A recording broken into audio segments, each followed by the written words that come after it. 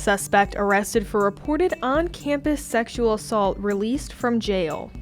Kernel sues UK over withheld records. Shaker Village holds its first Christmas market as holiday season begins.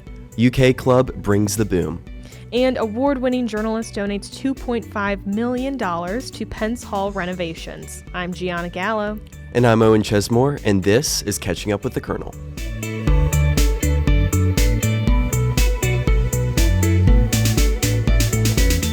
The opinions expressed on this podcast are the speaker's own, and don't uphold the opinions expressed by the Kentucky Kernel. An arrest was made in connection with the sexual assault on the University of Kentucky's campus on November 10th. Saif El-Kavaji, a Louisville resident, was arrested on November 23rd after a warrant was issued for his arrest. He faces charges of first-degree sexual abuse and second-degree indecent exposure. The assault occurred near the UK Police Department, and El-Kavaji was identified using campus security cameras. Additionally, victims came forward after a crime bulletin was issued on November 15th. El-Kavaji had also been involved in previous harassment and stalking incidents at Eastern Kentucky University, where he approached female students and pressured them to go to his dorm. He is scheduled for a court appearance on February 17th, 2025. We had just brought Chief Joe Monroe on to talk about the safety initiatives and safety on campus. What are your thoughts on that after just interviewing Chief Monroe? And now this. Yeah, I mean, one thing I think about is the fact that on this podcast, we often talk about how we hear about these things happen and we don't see results from the police side of things. And so I think it's really good to see this story and see action being taken and someone being held accountable. It does raise questions. I mean, the fact that he did this at a previous university and yet was able to continue this behavior for so long it makes me very worried about like the process when it comes to these things. What do you think? I completely agree. Again, I mean, props to UK PD for arresting him so quickly. I mean, I think Chief Monroe said it was like a 24-hour viewing, I guess, that they were able to identify and catch him.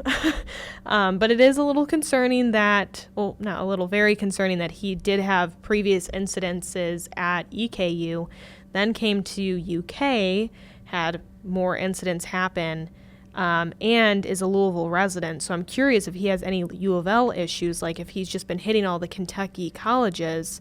And again, he's released from jail. So is he on house arrest? Is he on, like, if you get caught on another campus, you're going to jail again?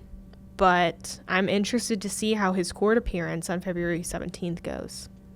The Kentucky Kernel has filed a lawsuit against the University of Kentucky for allegedly violating the Open Records Act by withholding records related to the case of an alleged rape and strangulation of a UK student.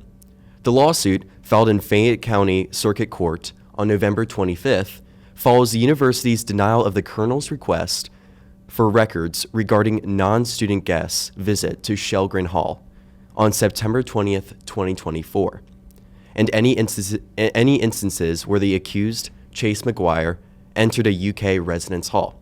McGuire, who is not a UK student, was arrested on September 25th and charged with multiple sexual offenses, including first-degree rape and attempted strangulation.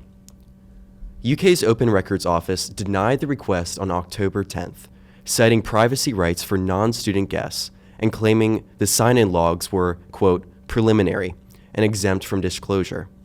The Kernel argues that the public interest outweighs any reasons for withholding the documents. The lawsuit demands immediate disclosure of the requested records and seeks compensation if the Kernel prevails. This legal challenge follows a similar case in 2021, where the Kentucky Supreme Court ruled in favor of the Kernel, ordering UK to release records related to a sexual assault case. UK has 20 days to respond to the current lawsuit. As a student journalist, what is your reaction to this news? I'm like, yay, pop the confetti cannons, I guess. I mean, yeah.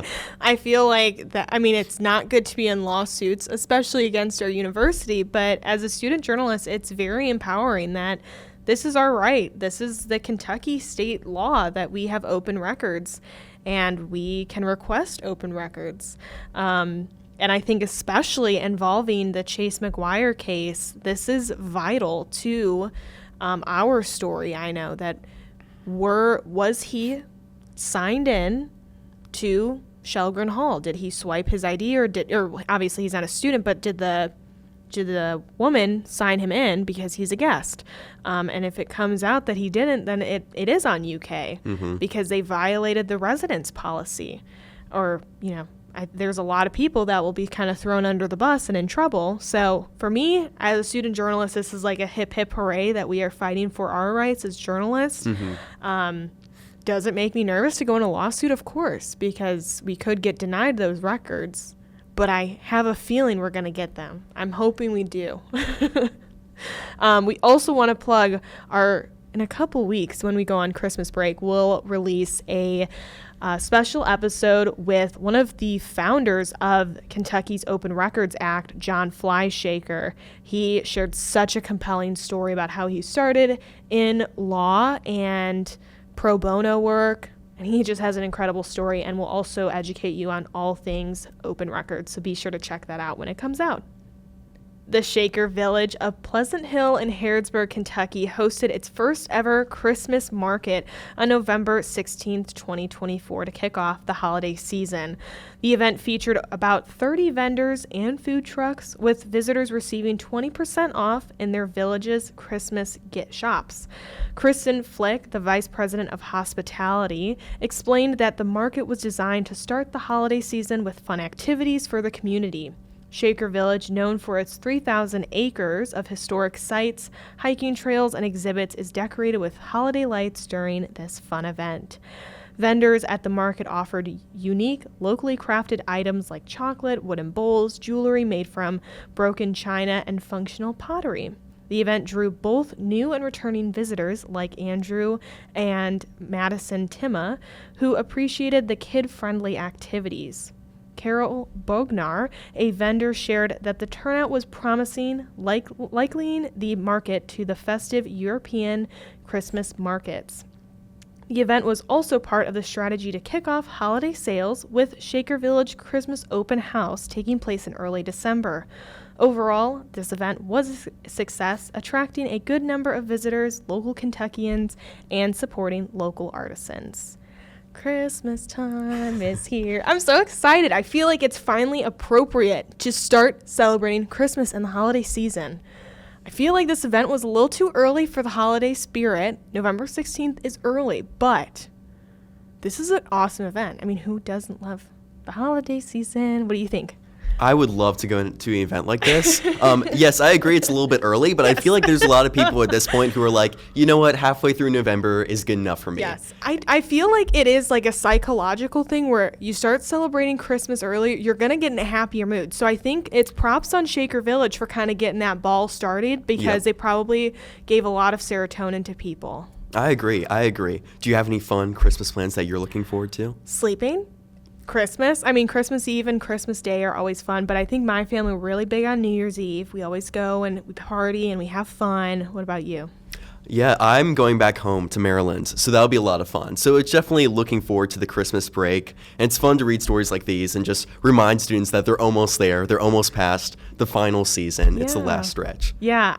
Is it really cold in Maryland? Oh, it's freezing. Yeah, it's going to be bad. I'm going to have to bundle up. I don't even have gloves at this point. I don't have a hat to wear. I'm not prepared for this, and it's bad. Freezing. It's so true, yes. Do you feel like the Kentucky weather is cold, or are you in your head saying these people don't know cold? Because I'm from Chicago, where it does get cold, but like the last couple days have been a little like, ooh, it's a little chilly out, where I'm like, okay, it is a little bit cold for my liking. But what are you running those thoughts through your head? I totally agree. I feel like it's the wind for me that's just too much. And when you get between like the Patterson office tower and that little wind tunnel, I mean, it's brutal. It's the main thing where I'm like, wow, do I really want to go to class today? It's a struggle. Yeah, I agree. But I think, again, the Shaker Village, I'm curious what their events are going to be like in December, because, again, now that I feel like I'm finally in that holiday spirit and the mood, I definitely would want to check some of these out, because it's just, again, a fun little activity you can do with friends, or just to get out of the Dorm room or house? The University of Kentucky's Boomcats, a boom whacker club, held their 2024 fall performance at the Cornerstone Esports Lounge on November 21st. The performance featured a variety of songs, including the UK fight song and Bad Guy by Billie Eilish. Zachary Huwalt, the club's president, founded the Boomcats after a creative arts event at Holmes Hall, driven by his passion for boomwhackers, percussion instruments that produce different pitches based on their size and color. The club provides a creative outlet for students, allowing them to continue musical hobbies from high school. Brianna Sanders, the club's treasurer, highlighted the appeal of staying connected to music while at college. Jojo Verrett Jr., a member, arranged a special performance of Hot to Go by Chappell Roan. Despite limited practice time, Verrett expressed satisfaction with the performance. The event was interactive, with the audience invited to join in and play along with the Boomcats. Freshman students like Tyler Ogden and Sanya Surejev appreciated the positive, uplifting atmosphere and the uniqueness of their boomwhackers. What do you think about a fun event like this? It is. It's so fun. I mean, I grew up with boomwhackers, and it's so fun, and I'm glad UK offers, or the Boomcats have Boomcats Club. It seems really fun. What about you? No, it sounds awesome, and it sounds like, it just reminds me how there's something for everyone on this campus. Like, even something like, if you like boomwhackers, you can go join a club for that. Yeah, and perform Hot to Go or Bad Guy. I think the song selection is so good because I always forget, I always see on TikTok those videos of teachers music teachers teaching their kids, and they're watching this screen with what boomwhacker to hit, and it's just so interesting that there is a Hot to Go boomwhacker video on YouTube of how to show people how to play that. That's so cool. On December 3rd, the University of Kentucky's College of Communication and Information received a $2.5 million donation from philanthropist Ms. D. Wrigley Miller and her husband, James Miller, during a Board of Trustees meeting. Wrigley Miller, an award-winning journalist and CEO of Wrigley Media Group and LEX Studios, made the donation to support the renovation and expansion of Penn's Hall, which will serve as the college's future home.